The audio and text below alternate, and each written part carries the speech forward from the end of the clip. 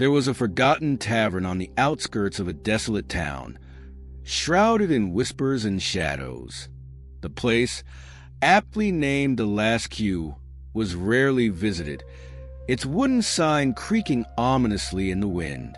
Yet, those who dared to enter spoke of a pool table unlike any other. It stood in the darkest corner of the tavern, bathed in an eerie red glow, its surface pristine as if untouched by time. This was the Devil's Table. According to legend, the table had been crafted centuries ago by an artisan who made a deal with the devil himself. It was said that the devil infused the table with his essence, transforming it into a portal of power and temptation. The rules were simple. Defeat the devil in a game of pool, and he would grant you your greatest wish. But the stakes? Your soul. One stormy evening, a drifter named Cole stumbled into the tavern. His rugged appearance and weathered eyes spoke of a man who had seen the worst life had to offer. Desperate and broken, he was searching for redemption, or perhaps an escape from his haunted past. The few patrons in the tavern fell silent as he approached the bar. "I heard about the table," Cole said, his voice low but steady. "Is it true?" The bartender, an old man with a hunchback and weary eyes, leaned closer. "You don't want to mess with that table, son. It's not just a game. It's a wager you can't afford to lose." But Cole was undeterred. "I've already lost everything. What's one more risk?" Reluctantly, the bartender nodded toward the shadowy corner. The room seemed to darken as Cole approached the table.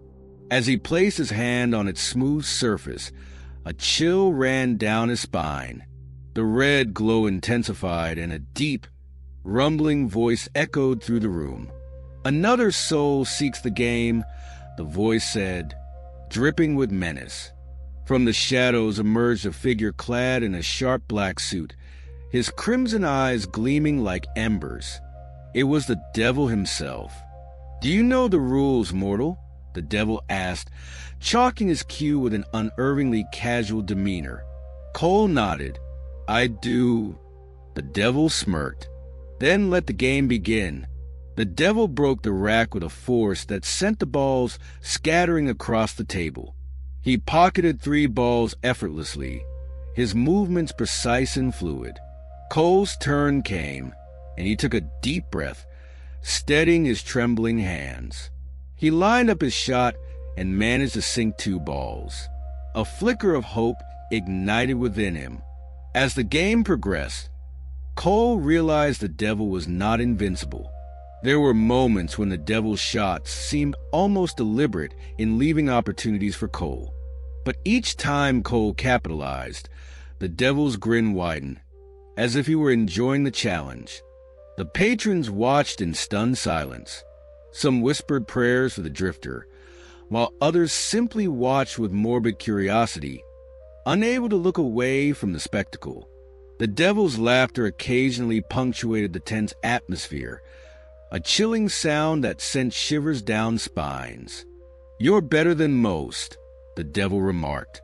"But skill alone won't save you." Cole's mind raced. He recalled stories of others who had faced the devil. Some claimed he could be outwitted, but no one had ever explained how. As he pondered, the devil's voice cut through his thoughts. "What is it you wish for, Cole?" he asked, his tone almost gentle. Cole hesitated, then answered, "I want my family back." The devil's eyes narrowed. "A noble wish. But are you willing to wager your soul for it?" As the game continued, the devil began to speak, weaving a tale that seemed designed to distract Cole. "Do you know why this table exists?" he asked, his voice smooth and hypnotic. Cole didn't answer, but the devil continued. "Long ago, a craftsman sought to create the perfect game, a game that could challenge even the gods. He succeeded, but his arrogance led him to summon me, believing he could best me at his own creation." The devil's smirk widened. He lost, of course, and his soul became part of this table. Every soul I claim strengthens it, making it a greater challenge for the next fool who dares to play. The story unnerved Cole, but he forced himself to focus. He couldn't let the devil's words shake him. The game came down to the 8-ball. The devil had left Cole with a nearly impossible shot. The ball rested against the far rail, with the cue ball in an awkward position. The room grew silent, the air heavy with anticipation.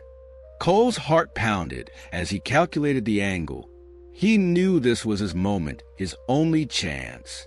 He closed his eyes and whispered a silent prayer, not to any god, but to his own resolve. When he opened his eyes, a strange calm washed over him. He struck the cue ball with perfect precision. It ricocheted off 2 rails, tapped the 8-ball, and sent it rolling into the corner pocket. The devil's expression darkened, but he did not protest. Instead, he stepped back, his smirk returning. "Well played," he said. "Your wish is granted." Cole's surroundings shifted. He found himself standing outside a small house, its windows glowing warmly. Inside, he saw his wife and daughter, alive and well, their laughter filling the air. Tears streamed down his face as he rushed inside to embrace them. For a time, life seemed perfect. Cole reveled in the joy of being with his family again, their smiles erasing years of pain and regret. But as the days passed, strange occurrences began to disrupt their idyllic life. Shadows lingered where they shouldn't, and whispers followed Cole in the night. The devil's voice echoed in his mind. "Your wish is granted, but every gift has its price." Cole's dreams became nightmares, filled with the devil's laughter and visions of the table. He began to question whether he had truly won, or if he had merely delayed the inevitable. The love and warmth of his family were real, but so was a growing sense of dread that something was watching, waiting. Meanwhile, the legend of the last cue continued to grow. Some said the devil's table had existed for centuries, moving from one cursed location to another. Others claimed the table chose its players, drawing those whose desperation made them easy prey. The bartender, who had seen countless challengers over the years, often wondered why he stayed. Perhaps it was a sense of duty, or perhaps he was trapped by the table's power as much as the souls it claimed. He had seen victors like Cole before, and he had seen what came after. The last cue remained as it always had, its cursed table waiting in the shadows. News of Cole's game spread, though the details were shrouded in mystery. Some believed he had outsmarted the devil. Others whispered that he had merely delayed the inevitable. One evening, a young woman entered the tavern, her eyes filled with determination. She approached the bar and asked, "Is it true? The table grants wishes." The bartender, now grayer and wearier, sighed. "It does, but only fools think they can win without losing something in return." The woman's lips curved into a small, defiant smile. "Good thing I've got nothing left to lose." The tavern's patrons fell silent as she stepped toward the devil's table. The red glow flared to life, and the shadows seemed to grow deeper. The devil emerged once more, his grin as sharp as ever. "Another soul seeks the game," he said, his voice dripping with dark amusement. "Let's see what you're made of." The woman's resolve didn't waver as she picked up a cue. She glanced at the devil, her eyes burning with a mixture of defiance and desperation. The patrons watched with bated breath, knowing they were about to witness another chapter in the eternal cycle.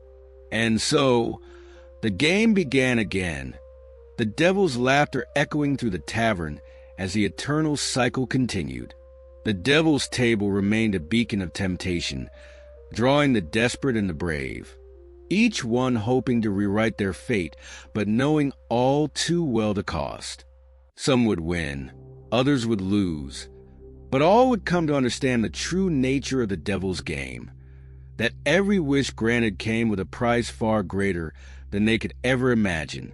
Thanks for joining us on this journey through the incredible world of snooker players and stories.